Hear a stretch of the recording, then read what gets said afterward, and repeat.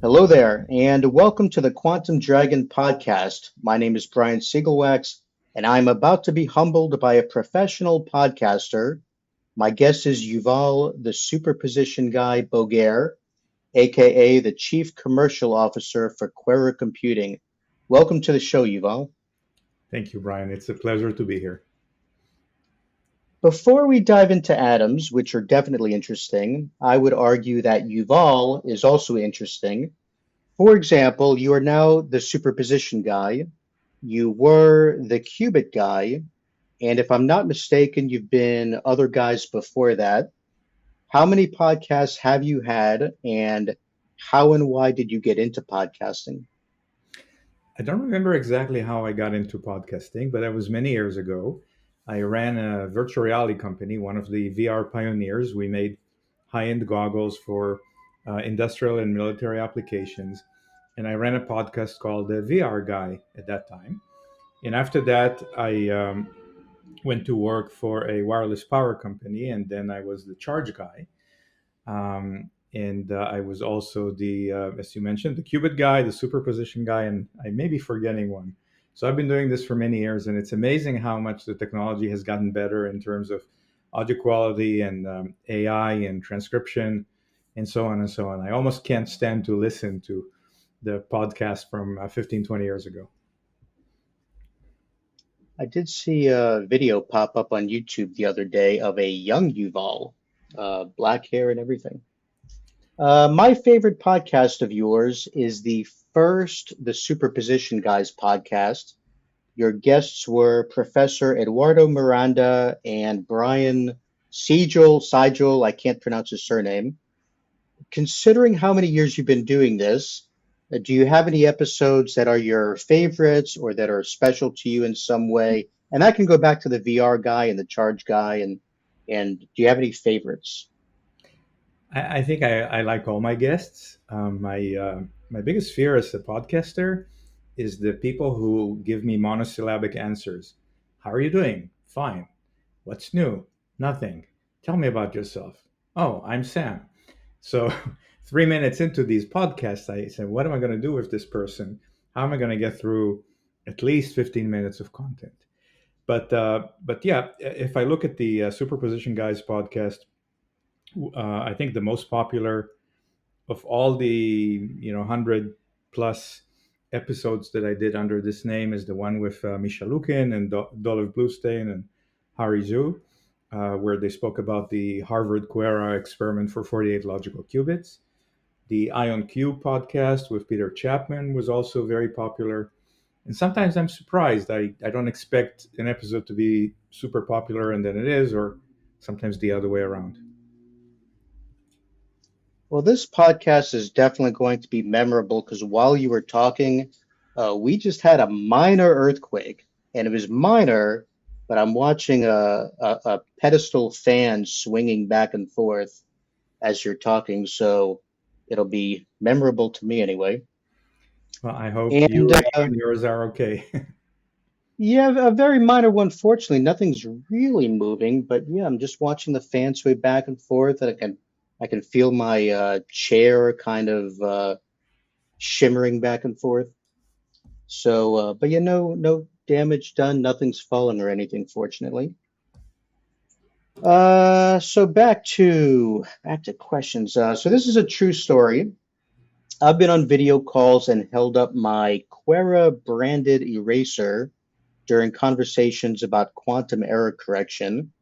What is your history with swag, and what has been your favorite swag items from over the years? So we have three categories of swag.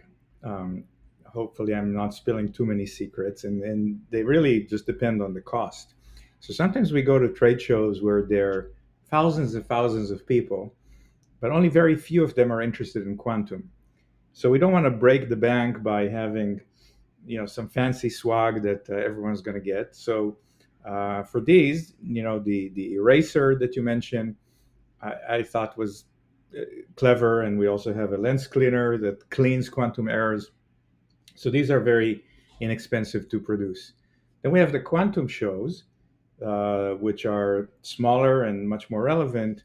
And so we did the socks, which have sort of turned into an industry thing. Actually, wrote a blog post on the history of quantum socks. I know a lot of people want to talk about quantum stocks, but I wrote some history of the socks at Q2B last year. This past December, we did a wall calendar, um, which had birthdays of quantum greats. Just last week was John Presko's birthday, 3 days ago, and many others. So that was fun. But I think the most popular of all time are easily the Lego kits, the computer models made out of Lego bricks that we've made. They are, on one hand, the most expensive to make, but maybe because of that, or because people just love Legos, they've been easily the most desired. And I was about to bring up Legos. So you've got AI generated Lego sets on social media and the actual Lego set. So especially looking at social media, where did that Lego theme come from? I think I got a really, really small set from QAI Ventures, some time ago, and saw a Lego um, kit on LinkedIn, and then said, "Hey, well, let's see what how we can generate some of these with AI." And these became very popular.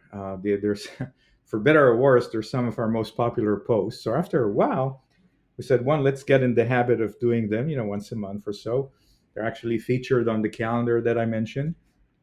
But then we started investigating, can we actually make a model of our computer? We did one with over 2,000 pieces, pretty huge, and we gave it away to survey participants. We did a survey in June and July of last year, and we promised and delivered one out of each 100 people that filled the survey. They got one of these mega sets. And then, because they were so popular, we went and made a smaller set that we can make in larger quantities. And yeah, you can win one when you fill a survey, when you buy a computer, if you're a good friend of Quera. We probably are going to start raffling some away at webinars or so on. So they've been very, very popular as well.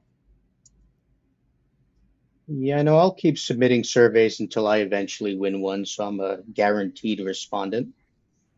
And segueing gently from Lego quantum computers to actual quantum computers, Aquila is a unique name and Gemini is a common name. How does Quera name its quantum computers? I wasn't at Quera when Aquila was named, but I think we're looking at constellations or other things. We'll see. We'll see what the next names come up to be. Gemini has become. I mean, we used it, and then Google Gemini showed up, and so on. Um, just one thing I forgot to say about the Lego. Um, these sets are what Lego fans called MOCs, my own creation. So they're not official Lego merchandise. You can't go to Lego and say, I want to buy this quantum computer that Quera made. So they use original Lego bricks, and but I think Lego set is something that Lego, the company, wants to use as a trademark. So we try not to call them Lego sets because they're not officially from Lego. I should do a Lego dragon. except I'll never get one out of the door. My kids will be playing with them. But now that we're talking about actual quantum computers, let's get serious to the extent I ever get serious about anything.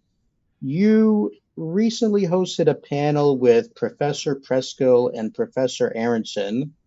I've observed that these two consistently name drop two companies, one of which is Quera.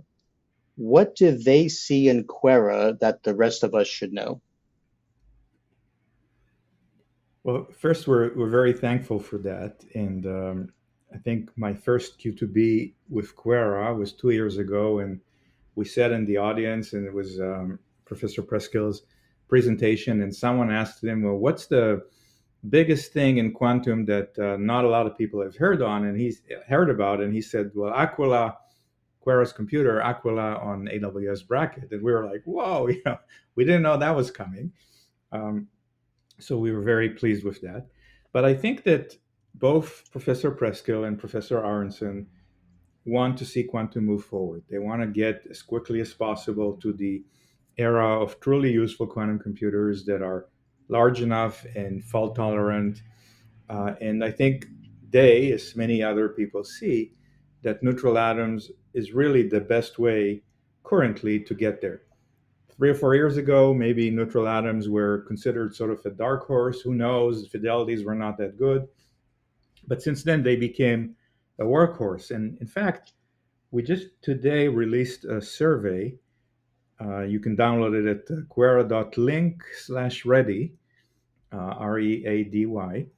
And one of the questions we asked the 700 plus people that participated, by the way, 14 or 15 of them got Lego kits from us as a thank you. One of the questions we asked was, what do you think is the most promising quantum modality? And by a little bit, neutral atoms beat superconducting. So I think that I can't speak for Professor Preskill and Aronson, but I think they see what we see, this the wonderful promise that neutral atoms have because of scalability, because of the all-to-all connectivity, because of the um, room temperature operation, because they're perfect qubits. I mean, they're natural qubits. They're all perfectly identical. There are no manufacturing defects. And so I'd like to believe that they see the same things that we see, which is why we're into so much into neutral atoms. And at the same event where you hosted that panel, Professor Preskill gave a talk. He gave a talk and he had a slide. Well, he had a bunch of slides, but one of them listed Harvard, MIT, and Quera under error correction. So, what did you all do last year to earn that real estate on his slide? I think that quantum computers have gone through multiple stages. Several years ago, people were unsure that you can actually build a quantum computer. I mean, they knew theoretically that you could, if you had two qubits and you could entangle them and all these things would happen, but that wasn't proven. And then people built quantum computers and they said, yeah, whether it's two qubits or five or 15 or 20, yes, we can build them. The next hurdle was, can we detect and correct errors? Because if you are not correcting errors, then quantum computers will be unable to do really long calculations, which would make them useful.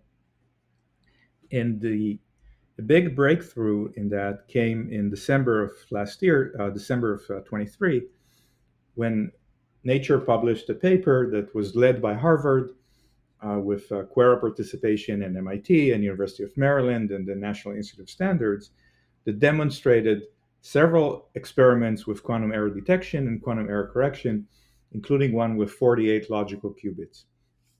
And ever since, this past year has seen lots and lots and lots of quantum error correction work from Google, from IBM, from Quantinuum, from Microsoft, as well as from Quera and Harvard. So, for instance, we have shown that in neutral atoms, you can look at error correction on an algorithmic level, meaning you don't have to correct every single operation, you can correct every block, and that generates significant speed up in error correction or significant reduction in the resources that you need. And very late in the year, we demonstrated that we could do magic state distillation on logical qubits. Logical qubits are obviously qubits that are protected or against errors and can be corrected to some extent.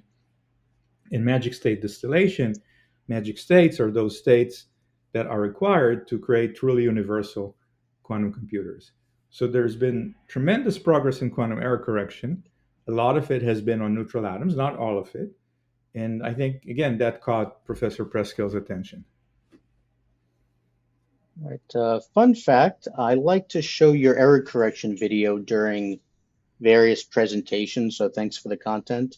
I am now holding down the fast forward button for a few seconds and bringing us to December 2025. What did you accomplish this year? Well, obviously, we've got some surprises that I'm not going to disclose just today. Sorry, Brian. We are definitely planning to complete the installation of the two systems that we announced, one to AIST, the National Institute of Standards in Japan. Um, Most of the parts have been shipped and we'll install and get the computer up and running in Japan. And also, similarly, the neutral atom testbed in the UK.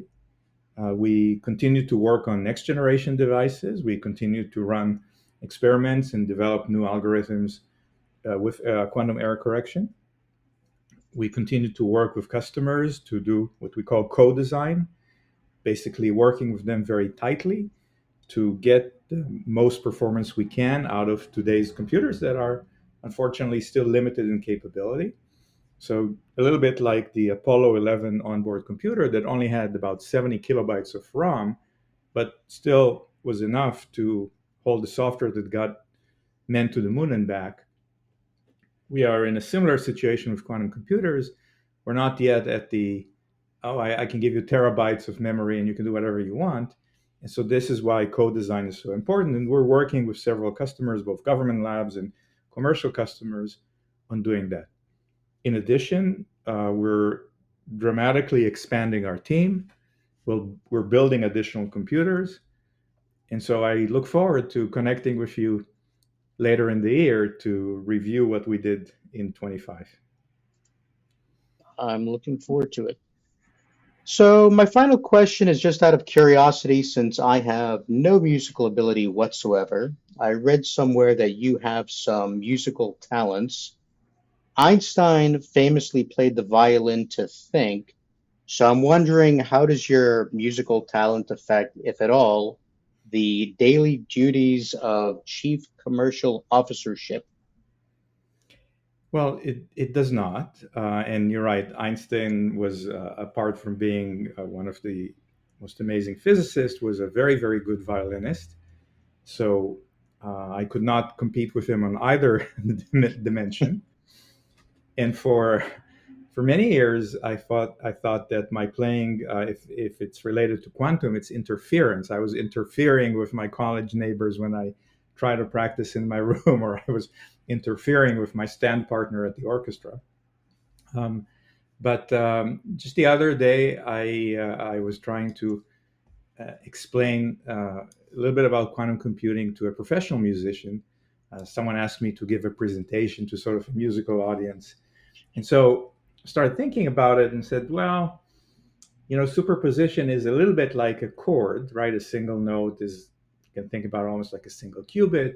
But when you play a chord, multiple notes, um, that's a little bit like superposition, and that layering of notes provides richer music, and that layering of qubits, of course, allows quantum computers to handle many possibilities at once. And when you think about entanglement, if you look at say a string quartet playing, everyone, of course, is playing their part. But if it's really good, then they're truly connected.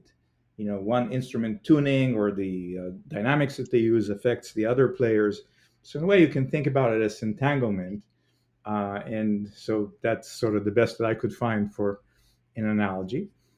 But as far as you go, Brian, as you mentioned, you were in my first episode of the Superposition Guys podcast together with Professor Miranda, who's doing some amazing things about using quantum computers for accompaniment and for, I think, music composition as well. Yeah, I keep telling Professor Miranda that the quantum computers have far more musical talent than I do.